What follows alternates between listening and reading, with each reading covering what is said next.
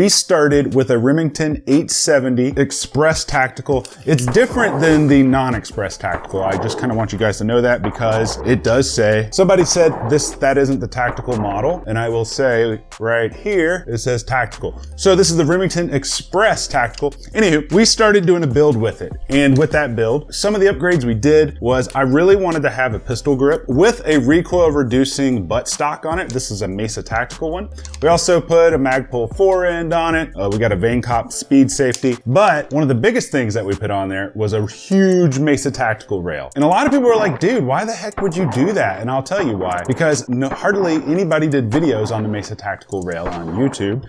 And I like to explore and learn things on my own instead of always just taking somebody else's word for it. So that's why we put that rail on it. However, you're gonna notice the rail is no longer there. And we're gonna talk about that. We're also gonna be talking about how it's been performing so far. Have I had any malfunctions? How many rounds do I have through it at this point in time? And then we're also gonna be talking about what possible future upgrades we're gonna be doing to the Remington 870. Also wanted to give you guys a heads up. Someone asked me in the last video, where can you get Tactical Toolbox shirts? Just check some of the links down in the description below. And speaking of links, if you see anything in this video that you wanna pick up, just check the very first link down in the description below, and that'll take you to another page where you can find all the parts. So with that being said, let's dive up close, let's take a look at this, and let's just see what I've done differently and which way this thing's gonna go next. All right, party people. So here we are up close with the Remington 870 Express Tactical. Someone had mentioned in an older video that this wasn't the tactical model, and to that, I'm gonna say, you look right here, it 100% says Remington 870 Tactical. So it's not gonna be the same as the standard Remington like Police Edition or even the other Remington 870 Tactical. This one is the Express Tactical, which is why it's different. Also, let me know down in the comments section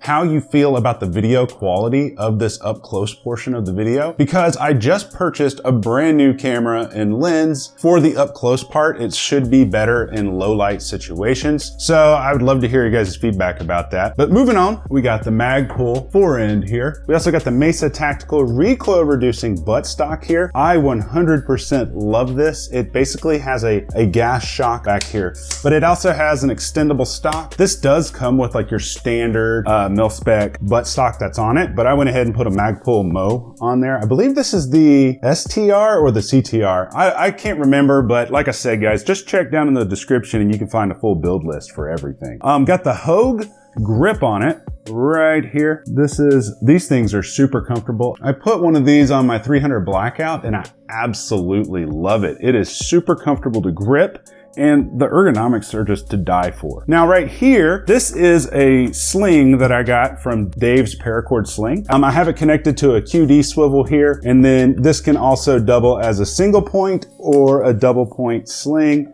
Downside to it is it's non-adjustable. So what you see is what you get. It works like a charm. I'm gonna pull this off just to get it out of the way. Down in here, you can see that red, we got a Brownell's exclusive red follower for the magazine. You don't need those, but I wanted one. You know, the plastic ones, there's nothing wrong with the plastic ones that come with it. It's just I wanted something that was red. That's just the only reason I got it.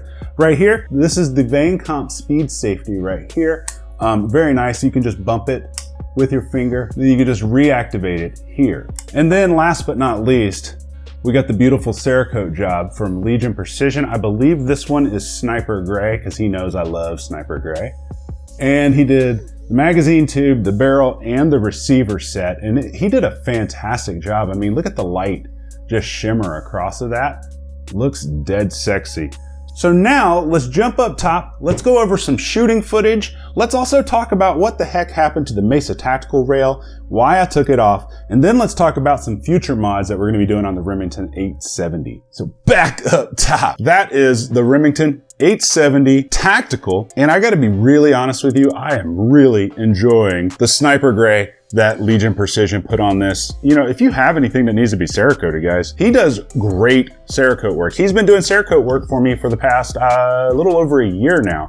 He actually reached out to the YouTube channel when we had 6 or 7, I think around 7,000 subscribers, and he is the reason that all the Polymer 80 builds were possible. He was the one that knew where to get parts when nobody else in hardly the world knew where to get parts.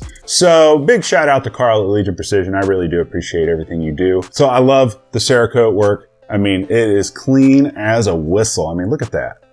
It looks sexy. So, you know, like I said, I got rid of the Mesa Tactical rail. It just wasn't working for me. One of the main reasons that I did get rid of it, it had nothing to do with the weight. A lot of people were like, dude, that thing is stupid heavy. Why would you get rid of that? The main reason I got rid of it was you had to remove the whole rail in order to remove this barrel for cleaning. And that really annoyed me. You could theoretically remove the barrel without removing the entire rail, but that's kind of how it got all scuffed up and stuff, which is why, you know, we got a good Cerakote job on it. A lot of you guys were right. You know, in my original video, I put a bunch of stuff on it and everybody's like, dude, that's way too much stuff. And I'm like, yeah, I kind of know that. But I do agree with you guys. I just wanted to test some of that stuff out for myself to see what I thought about it. The Mesa Tactical rail is awesome. I really do like it. It actually didn't add, it added quite a bit of bulk, but the weight was kind of negligible in the grand scheme of things. I don't remember what the weight was, but it wasn't bad at all. But if it doesn't bother you that you got to remove that rail from the gun every time you want to take the barrel off and clean it, I highly recommend it. They're actually really awesome. Moving forward, what do we got coming for this? Well, I do have like a +2 mag extension that I'm going to be putting onto here. However, I am waiting for a special tool to come in so that I can make the mag extension work. You know, with these right here, you can do a couple of things. There's these notches inside the tube. You kind of have to grind them out or you have to hammer them out. And the tool that I'm going to get is going to come out because I don't want to thin the walls or create any holes here. I don't want to create any holes because if you get dirt and debris into your magazine tube, that is the #1 thing that really affects the reliability. Speaking of reliability, currently we have 155-ish, I believe, rounds through here. As we speak, I've only cleaned this once, and that was when I did the cleaning video back in, I think it was April or May. If you want to see that video, I'll put a link down below on how to clean a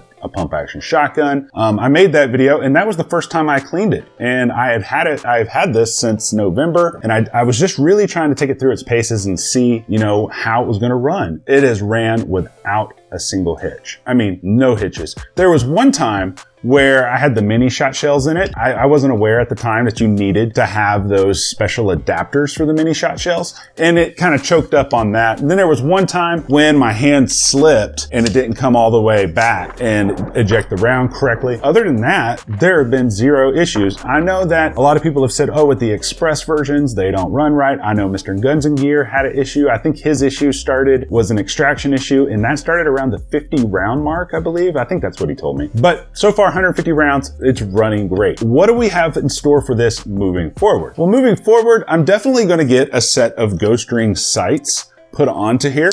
And then with the ghost rings, I want to have a little bit of a tack rail back here so I can mount an optic on it if I want to. And then I'm not 100% sure about the shell carrier. I might put one back here, or I might put one on the stock itself. I kind of like having that nice clean look on the side. I might put it on the butt stock. So now it just kind of comes down to, well, where do I want to get the ghost rings from? You know, which ones do I want to get? I did see that XS Sights had a set that would actually clamp around your bead sight right here, and then you mount it somewhere back here as well. It would prevent me from having to take off this bead sight, which honestly, if I do put ghost rings on here and they do need to remove that, I am going to have to pay someone to do that because I'm just not going to mess with that. I might get in touch with Vangcomp and see if they want to do their Vangcomp upgrades to this. Their speed safety is amazing, but they have a nice set of ghost rings. They also do porting on the end of the barrel, and then they do some polishing and stuff on your internals and your feed ramps. So I might get in touch with them and just have it all done at one swoop, but time will tell on that. This is my very first shotgun, and honestly, I've never fired a shotgun until I bought this one. For those of you who don't know, I've only been in the guns for 3 years. Started out with the Glock and the AR, and I kind of just spent a lot of time with that platform until I started venturing off into other platforms. So I'm pleasantly surprised. I have nothing but great things to say about the Remington 870 Tactical, as well as the mods that we have on it right now. But I would love to hear your guys' feedback about this. Are there any upgrades that aren't on here that you would consider putting on here? And don't say the Magpul buttstock system, because I'm not going to get that right now. I know it's great. I have one for my 1022,